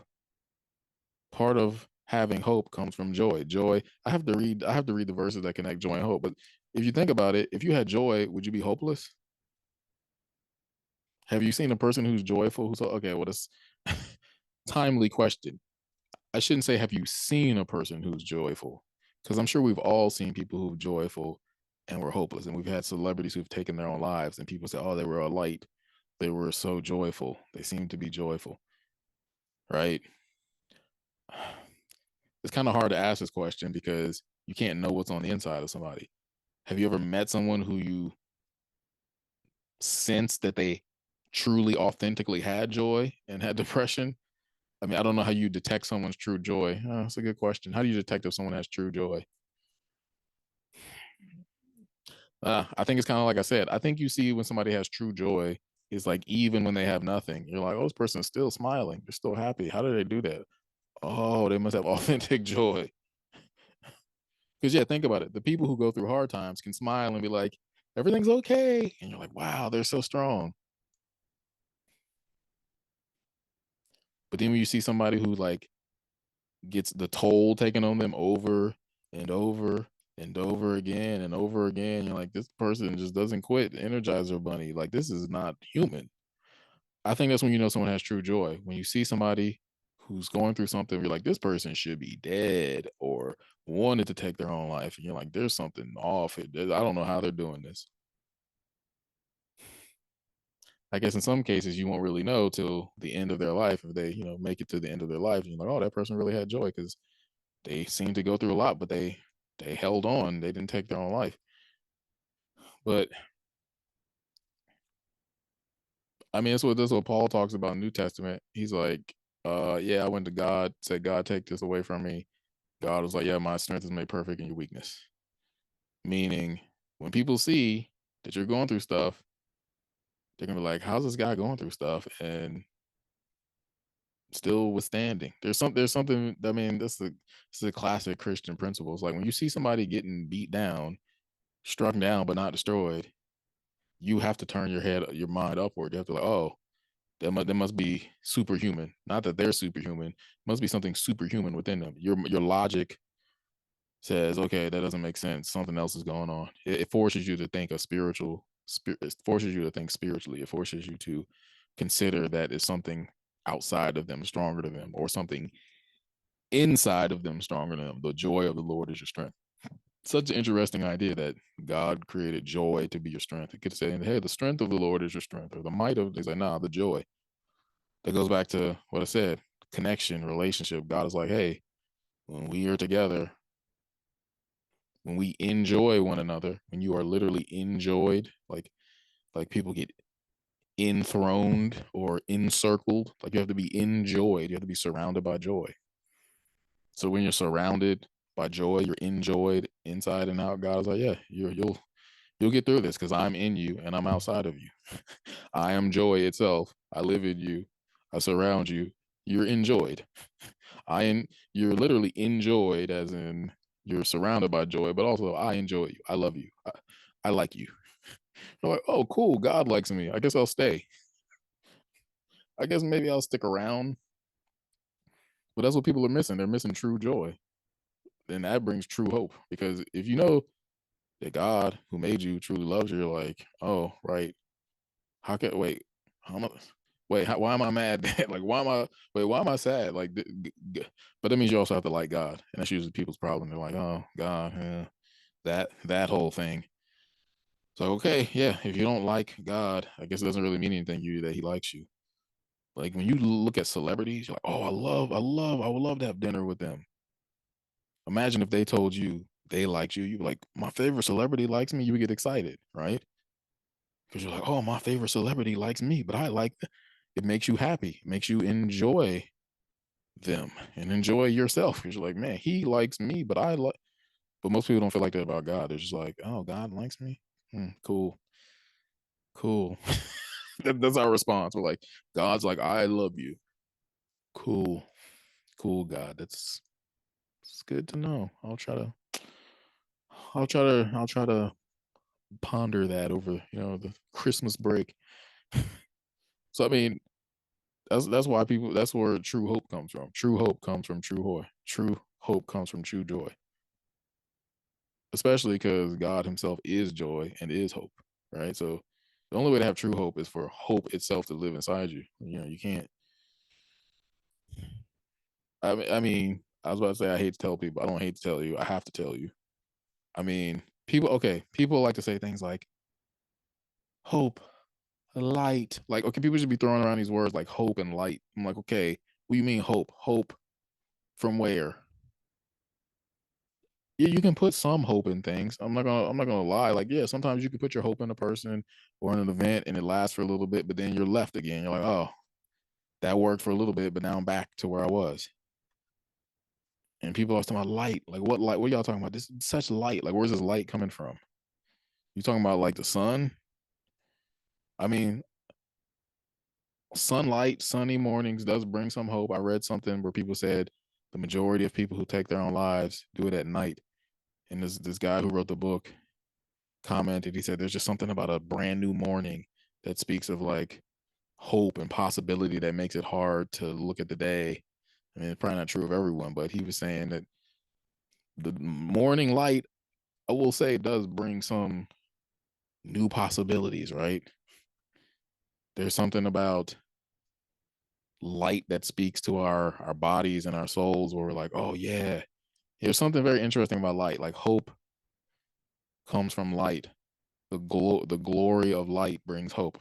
There's more. I'm not gonna get into all that, but I mean, in Revelation, it's like, yeah, when in eternity, it's like, yeah, God, there's no sun or moon. He Himself lights Jerusalem. Like, oh, okay, you are light itself. So even when you look at the sun, you're like, oh, that's not even actual light. That's just God's like, yeah, see the sun? Yeah, that's like an example of me. That's like a sample, but it's not even really a sample. It's like I don't know how to explain it to y'all, but that doesn't even come close to my glory. But that's me. It's like, oh, so we don't even need sunlight. God's like, yeah, I am light. I mean, can you imagine what that means? That someone is light? Like, what does that even mean? Your molecules, your DNA. God's like, I am light. I speak light. I see light. I breathe light. I hear light. I am like, I'm walking light. That's ridiculous. That's hope. To me, that's hope because God is also a personality. He's not just light being, he's a personal light. That's what he said. I am the light of the world, right? So he came in Christmas. He's like, boom. Hey guys, I'm here. I'm the light up the darkness. So that's the thing. You gotta have actual relationship, with God. That's the whole story of Christmas. That's the whole reason Jesus came. He's like, it came to restore the light. Like he's like, Jesus didn't come to bring people like platitudes. He came up with the beatitudes. Nah, but for real, like I hate when people are like, in this Christmas season of light and hope. I'm like, what are you talking about? Like, if you're gonna bring me false hope, then just be quiet. Cause I don't want to hear about it. People need real hope out here, like actual hope. Like actual people are miserable. And you're like, well, just send out light and love. Like, what do you mean send out light and love? Where's the light and love coming from? Like where is the the electric company where this light and love is coming from, and how do I get it? Physically, we know how to do that, right? Electric company, you call them, hey, can you send electricity to this part? Can you come hook this up? You got to come connect. They have to come out and they got to connect something, and you got power. You got power, you got light, you got heat, you got utilities. Utility, you use it, is functional, right? It's not, they're not sending light and love through your email account. So there's got to be a spiritual version of that where somebody's like, hey, God, I need light, I need love, I need hope. He's like, okay, I'm going to hook it up. Now it's different because when things are not tangible, people have to work a little harder to be like, well, how would you do that? Because, well, number one, you got to, number one, that's something God has to do. He's got to hook it up for you. Some people just have to first let God hook them up. Say, hey, God, I don't know how to do this. I'm going to let you be the electrician and hook it up. You got to first come to God and say, I don't know how to hook it up. You hook it up. You just got to ask and I try to figure it out. Um,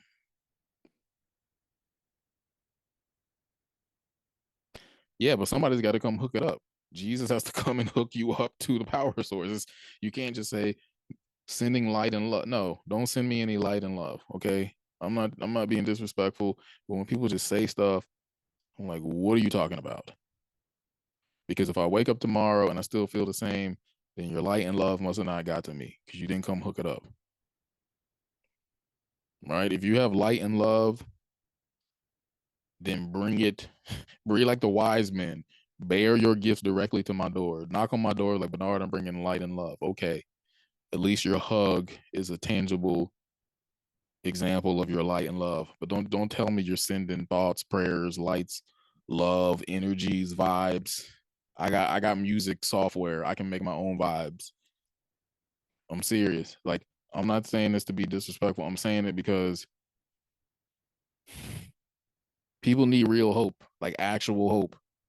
You know, that's what James said. He's like, people, if you see somebody who's naked and hungry and you go, oh man, yeah, bless ye.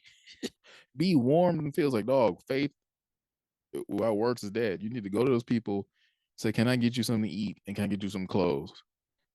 You got to put this stuff into action. You know what I'm saying? So words, I'm not saying words aren't heartfelt and people don't mean, I'm not saying people aren't trying to help or trying to show their affection, but just say you love me. That, you know what, that would be better. Instead of saying you're sending light and love, send me a text. Be like, Bernard, I love you. I'll be like, thank you very much. Thank you. Maybe I wouldn't. You know, people say, oh, you don't text people back. But no, seriously, people just say stuff when really people just need to say what they mean.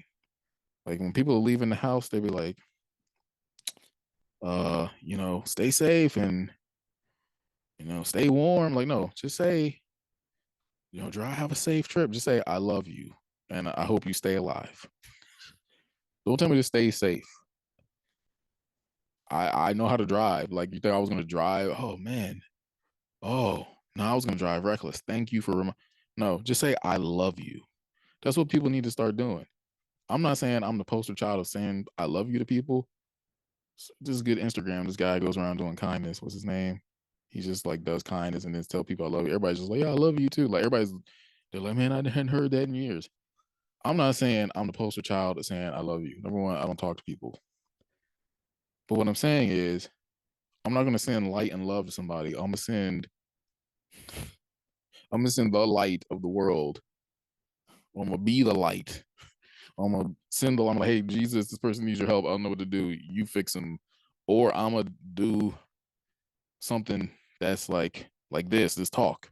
Like to me, this is putting light in the world because it's like, yo, I'm telling you the truth. Turning on a lamp or looking at the sun, these things can help a little bit. But people know they need more hope than that. Like, let's be honest. Like, you need more hope than a light box or hoping the sun comes up tomorrow, the sun will come up tomorrow. Like people are always waiting for like the sun. It's like, what happens if you go to bed in despair and depressed and you're just trying to get through to wake up to the sun? Like it's gonna be miserable. You're gonna do that every night. Okay, maybe tomorrow will be a better. No, you need hope now. You need help now. You need hope all the time. You need hope that is enduring. You need hope that is durable. Like that's why you need a durable source of hope. It's like if you want hope that endures, then you need a source of hope that can never run out. Just like if I wanted my power to stay on, I wouldn't hook it up to a weak power grid. I wouldn't go with a power company that didn't have a high rating. Hook it up to the power that is stable because I want my light to come on in the morning when I hit it. I want to think about it, switch. That's what you need in your life. You need to be like, oh, I need a hope that like abides, that lives in me. That's like when I wake up, it's like, oh, there's my hope. Okay. Doesn't mean you don't have a perfect day. Doesn't mean nothing ever goes wrong. Doesn't mean you don't have bad feelings at times. But the hope like holds you up. It'll undergird you before you try to go down. It's like, oh, something's holding me. What's holding me up? And I've definitely had that. There's definitely, I mean, even this week, it's just like, even if when I tried to go down, when I was like, blah, blah, blah, something was like, nope. I was like, why? I was like, just let me go down. I was like, nope. I was like, all right, I guess I got hope. I mean, hope is like annoying. It will like, nope, not letting you go. Nope, nope. Stand up. Nope, come on, you're gonna make this. It's like, can you leave me alone? I was like, nope. You need hope that hunts you down. Joseph Prince talks about that. He said, goodness and mercy shall surely follow me all the days of my life in Psalms. He said that verse, the word actually is to hunt you down with goodness and mercy. That's what you need. People need hope that will hunt them down. Like come after you, like, yo, are you okay? Are you good? No, most people are like trying to find crumbs of hope. Oh, event coming up. Oh, my friend's coming over. Oh, no. You can't live by crumbs. Like you need actual sustenance, like sustaining hope. Sustenance sustains you, right? You need hope that holds you up. That's why Jesus said, I'm the bread of life. He's like, yo, eat this bread, drink this water. You never thirst again. Eat this bread. Like you need actual food for your soul. You need actual water for your soul. You need actual the word of God. You can't live by bread alone, but every word that proceeds out of the mouth of God, out of the mouth of God. So there was a couple of things I said I was gonna hit on, but I don't know. I don't remember if they come to me. I'm about to wrap this up. Um,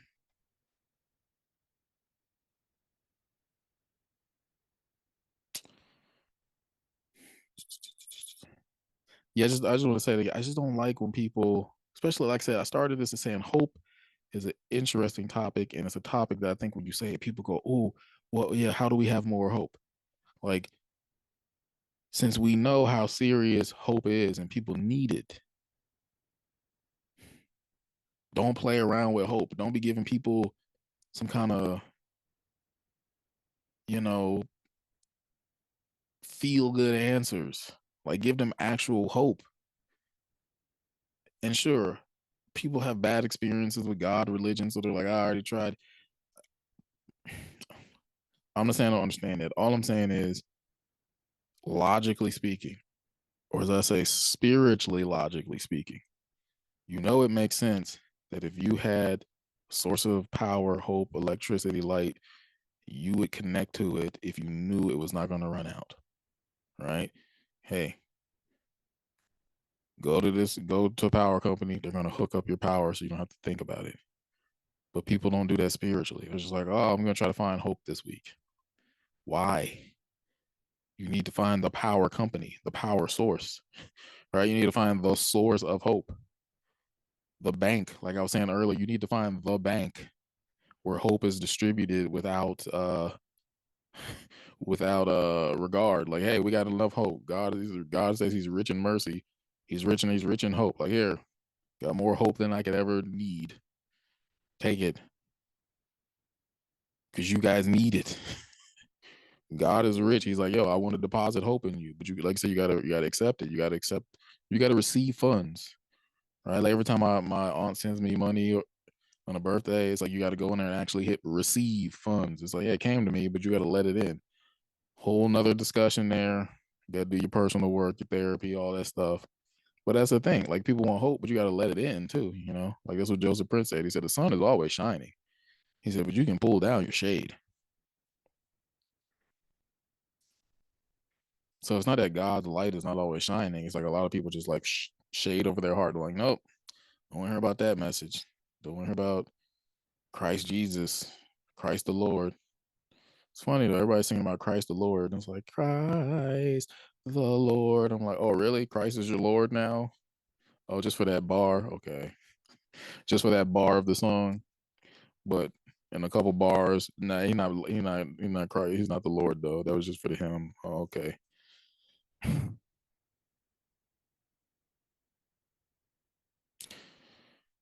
But hope is a serious thing and should be taken seriously and should be presented seriously and should be reckoned with seriously and should be dealt with. It should be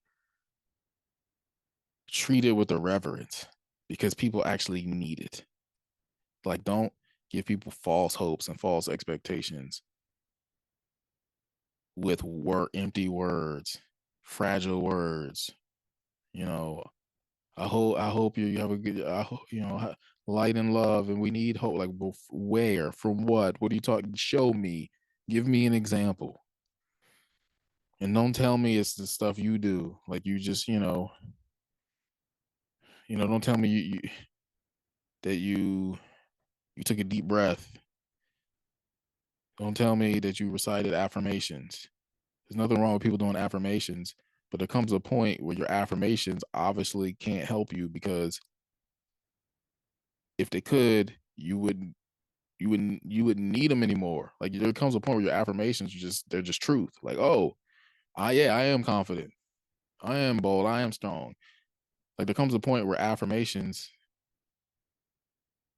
have to feel like I feel like sometimes when I hear people talk about affirmations, I feel like it's like eggshells. It's like if I was doing affirmations every day, I'd be like, okay, my affirmations, I don't really have confidence in them because I am the one who is saying them. And I don't have like if I don't have confidence, how can I confidently speak these affirmations over myself? I am the source and the receiver of the thing. That's what I'm saying. I'm not saying you shouldn't have affirmations and speak out loud. There's power, death of life is the power of the tongue. What I'm saying is saying affirmations without a true power source is like you're going into the world and you're spending money that's not backed by an actual bank. Like, oh, look at this! I got this monopoly money. I'm spending it up. Or people are like, oh, this person is rich, man. This is great. You got. It's like it's not helping you though, because no one is like really respecting. Like, oh, this person's real. Oh, you took the monopoly. Oh, you got to be backed by the power source. That's hope. Like people use light as a symbol of hope. Like, oh, we need, like I said, light. And you got to be backed by a power source, right? Hope has to be backed by power. You can't have light without power. Electricity, charge, power, currency, right? You can't have hope, which is light, without power. So there has to be some kind of true power backing you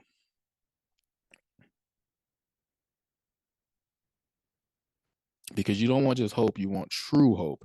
That's a distinction I make with everything. You don't want just love, you want true love. There's all kinds of love, there's all kinds of hope, there's all kinds of uh like I just said, money. Like there's all kinds of money, but is it true? Someone can give you and say, hey, this is a dollar. Oh, but it's counterfeit. It is money, but it's not true money. Right? Someone can give you hope. Someone can say, hey, affirm this in your life. But is it true? Is it the truth? Is it God's word? You have to start with God's word because God's word is the only thing that's eternal. It's like, hey, in the beginning was the word. The word was with God. The word was like, God is like, hey, I've been here forever. So if you need to plug into me, I'm a good power source. Everybody's buying their power banks now. God's like, just plug into me. Put your USB life into me. I'm always here. I always have hope. Like I'm never gonna run out. I'm never gonna not charge you with hope. heaven and earth will pass away. My word will never pass away. You can't put your hope in something that's temporary, because that's what you'll have. You have temporary hope. So, but if you want eternal hope, you got to plug into an eternal source. And the only reason I tell people that is because I want to tell people the truth. Because if you don't tell people the truth, you're not actually loving them. You're misguiding them to be like, oh yeah, that's yeah, man, that's gonna yeah. I hope that works for you. No, I got to tell you, hey man, I understand what you're saying. Like that's good, the framework you have, but you need the actual power. You need actual spiritual, concrete, sturdy building blocks of hope in your life. Like that's what you need. Like you can say all you want, you can read that, but you can do all this stuff, but do you have the truth hope? Not just true hope, the truth hope. Do you have the thing that when people when you hear it, you go, that's like, oh yeah, that's real, right? Because I know when people tell me stuff, well, I hear people saying, okay, yeah, well, I'll be in different rooms like on Clubhouse, and people be talking about different things, certain affirmations. So I'm like, come on, like, I'm already out. I'm like, I don't even know if some of these people, they believe them. I mean, I don't believe them because I don't think they believe. I know they want it to be true. So I understand the yearning, the desire, like the longing, the hope. You want this to work because you're looking for hope. So I would say then like get the actual thing, right? Like don't like get the actual thing. Like go get it. Go connect to the actual power source. You know, I'm talking about religion. I'm talking about church. I'm talking about go to like everybody be talking about, oh, I'm connecting to the light and the energy of the universe. Just the same way people talk about the universe. People don't have no problem connecting with that. Like, oh, the universe. Okay, well, God is up in the universe. Connect to God. He's like, I made the universe. He's like that. I made that with my power. Faith framed the worlds with through hope, through imagination. He's like, I made Earth. I hoped it into existence.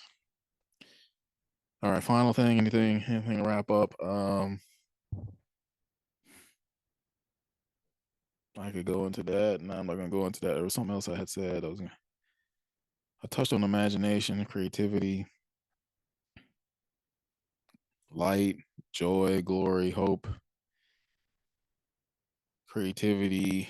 I said I was gonna go back to that. Creativity gives you the ability to make. Da-da-da.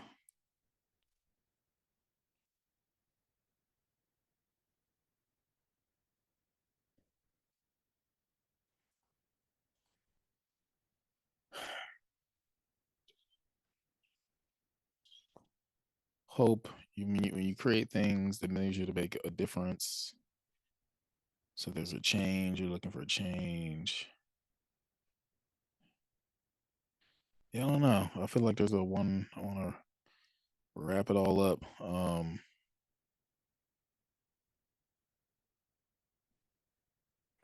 Final thing I will say. What will I say? Yeah, put your hope in Jesus. I mean, that's. I guess I'll end with that. If you if you want true hope, truth hope, put your hope in the truth, which is Jesus.